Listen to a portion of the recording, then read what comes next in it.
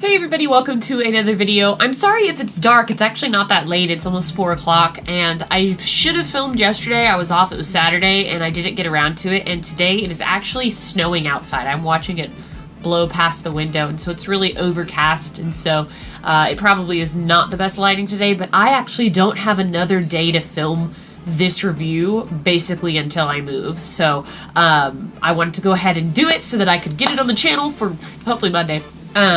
And so you guys can see it because my content's been a little bit lacking. So anyways, today that is the Vintage Collection Hondo Ohnaka. I got this from Big Bad Toy Store. I had it pre-ordered and I actually forgot I had it pre-ordered, and then it charged my card and I was like, oops.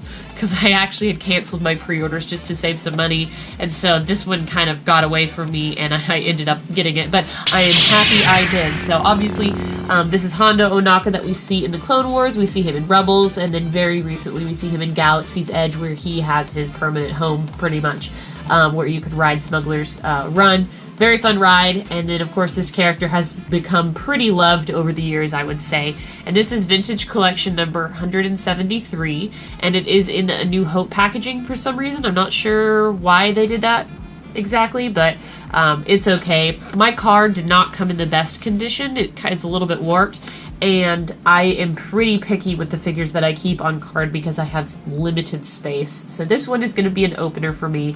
I'm very excited to go ahead and open him, and I reviewed my 6-inch Hondo Ohnaka not that long ago. But yeah, so there's the back. It has some figures that we've seen before, some new ones. It looks like also, as I look on the front, this art here is basically from the ride, and they took it and gave it kind of an illustrated look. So that's interesting. But yeah, let's go ahead and open this guy up. By the way, I hope I'm Christmassy enough for you guys. The time of me recording this is about 2 weeks till Christmas. A little under that. But this is a sweater and I'm cold, so. That peeled off the card actually pretty well. I'm quite surprised. And here is Hondo Ohnaka outside of the packaging. Before we go on to him, I do want to show you his accessory. He comes with an itty-bitty handgun that has no paint whatsoever, but it does have a little bit of sculpting detail. I don't know how well it's going to show up on the camera, but yes, so you get that, and hopefully he's got a holster. It looks like he does, so I'll put it in just a second.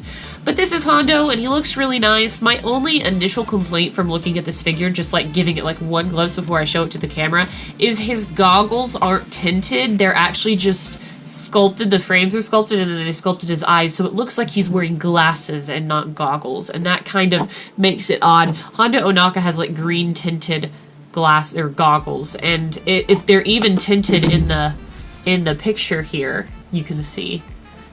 So that's a little weird to me. It doesn't look quite right because of that detail. And the 6-inch version is tinted, so we don't have that issue. But I mean, I'm glad they sculpted the eyes. They look really good. The face looks very good. It's super well detailed. Usually Hasbro does quite good on the aliens, and partly that's because we don't have any human counterparts to compare them to say, oh, that doesn't look quite right. That's the easiest thing. But he has lots of detail. This top part is kind of his hat, and he's kind of got like dreadlocks, very space piratey, which was the intent. And then he's got his nice long red, I guess it's a trench coat kind of deal, with a little bit of black detailing on the back, like this collar.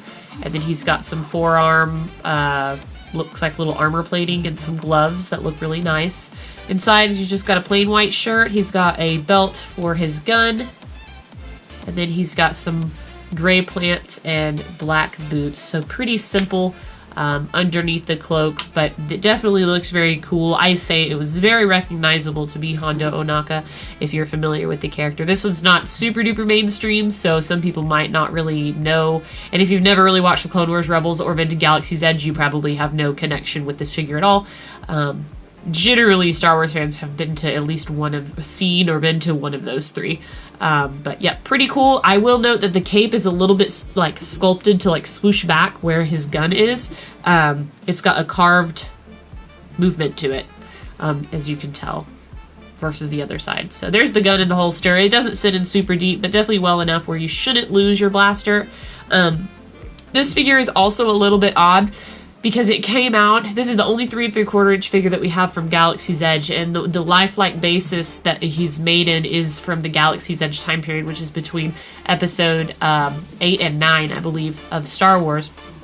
And so he's a little bit awkward if you want to put him in your shelves and you do everything in episode order, because he kind of goes in there, but he doesn't have any other counterparts from Galaxy's Edge. Like, he doesn't have DJ Rex or any of the fictional characters that you see walking around as the walk-around characters. So that is a little bit odd.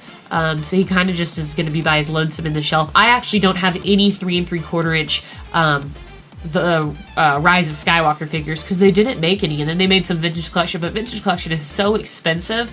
I only get the figures that I really, really want. I mean, out of the ones that have come out recently, I've gotten like literally 2.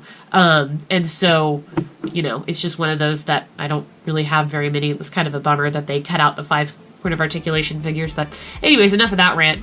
In terms of articulation, his head does swivel.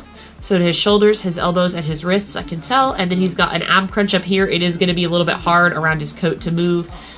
He has articulation in the hips, you can tell right there. A swivel even in the thighs, where it's cut right there.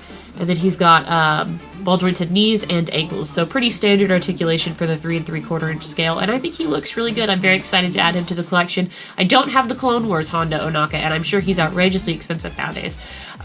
So it's nice that I at least have one version. And good of Big Bad Toy Store to, you know, I forgot to cancel my pre-order, and this is definitely a figure that I would be really surprised to see out in the wild. So I am glad to have him, and let me know what you think about this figure in the comments below, guys. I hope you enjoyed my review, and until next time, I will see you guys later.